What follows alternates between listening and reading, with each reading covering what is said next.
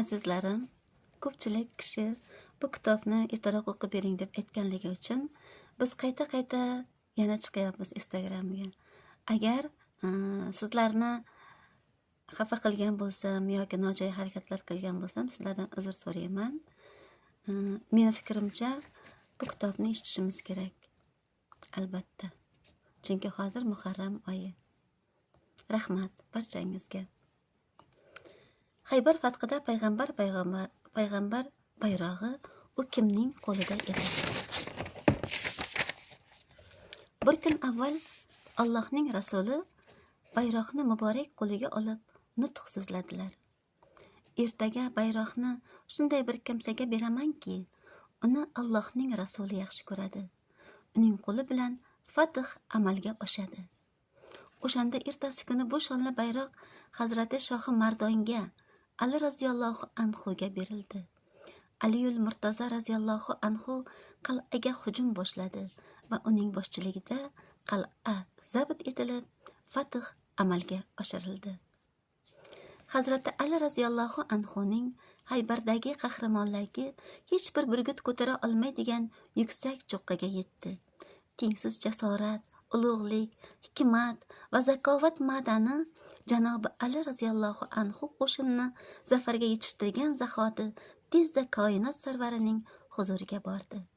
Borliqning sababi bo'lgan payg'ambar alayhissalom shunday abadiyat mujdasini oldilar. Sendan roziman, yo Ali.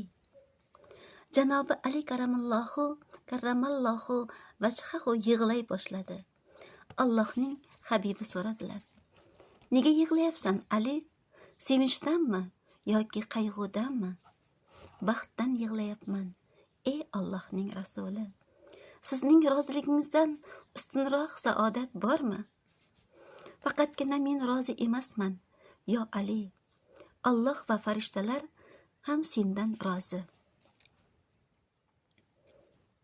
"Faqatgina men rozi emasman, yo Ali. Alloh va farishtalar ham sendan rozi." Irfon dengiziga g'arq bo'lgan buyuk zot endi butunlay o'zini yo'qotdi. Nasabi: Ali raziyallohu anhuning kunyalari o'g'il farzandlariga bog'liq holda Abul Hasan va Abul Husayn. Yana bir nomi esa Abu Turob, ya'ni tuproq otasi. Kunlarning birida Ali raziyallohu anhu payg'ambar masjidida uxlab yotgandilar. Muborak yuzlari tuproqqa tegib qolgandi. Shu payt masjidga kelgan Allohning rasuli bu holatni ko'rib, muborak qo'llari bilan uning yuzidagi tuproqni sidirib tashladilar va 2 marta "Yo Abu Turob, yo Abu Turob" dedilar. Shundan keyin Hazrati Murtazo bu laqab bilan chaqiriladigan bo'ldi va bundan juda ham zavqlandilar. Arabning janobi. Nur asrining kunlaridan bir kun edi. Hazrati Ali uzoqni ko'rgan borliqning nuri shunday marhamat qildilar.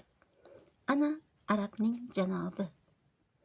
Bunga javoban Hazrati Oysha onamiz so'radilar: "Arabning janobi siz emasmisiz, yo Allohning rasuli?"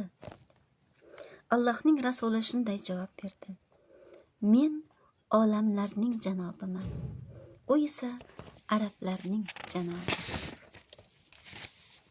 Jannatning ustuni.